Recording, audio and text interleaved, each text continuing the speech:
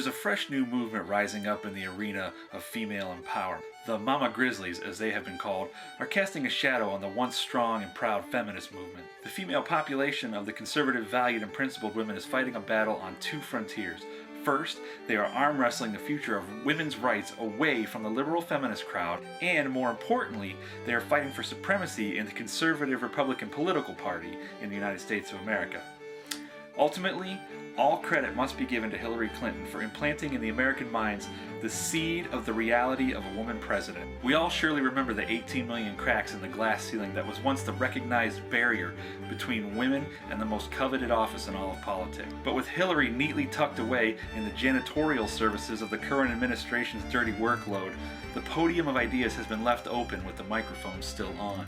Currently standing at that podium, and without a moment's hesitation, is former Alaska governor and also ran vice presidential candidate Sarah Palin. Who better to fill the role of partisan feminine icon than the woman who has swum in the deep end of the formerly male members only swimming pools as first female governor of Alaska?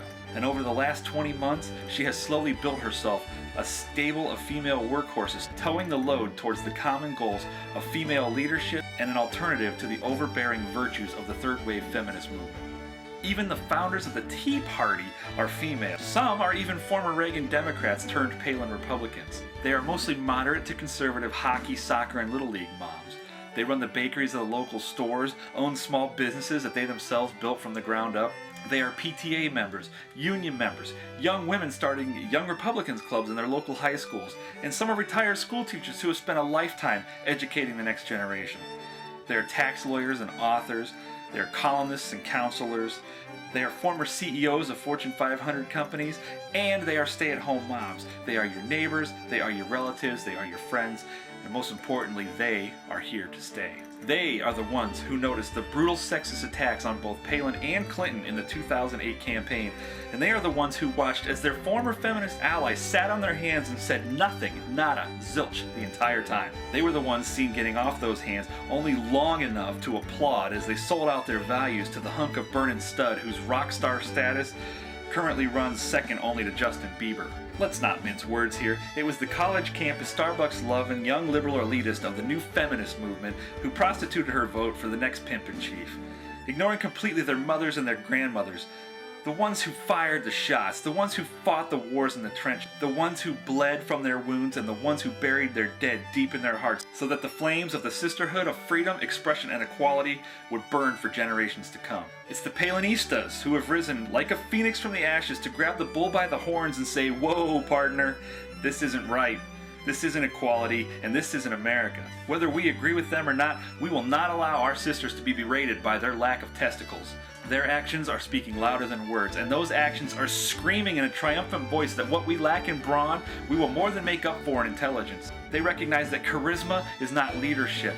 Speeches are not solutions. Words are not ideas. And the new feminist movement will not be allowed to dictate their future. The women who were paying attention to more than the rhetoric of the last election learned a painful lesson. They learned that misogyny has no age, no political affiliation, no partisan ideology, no color, no creed, no religion, and no limits except that which they will band together and place on it. As Sarah Palin one by one pries these women out of their comfort zones, as she encourages them to challenge the status quo of the male-dominated political arena, as she supports their candidacies for political office, speaks to their communities, hugs and kisses their children and grandchildren, and continues to fight alongside those who value everything good that America has to offer.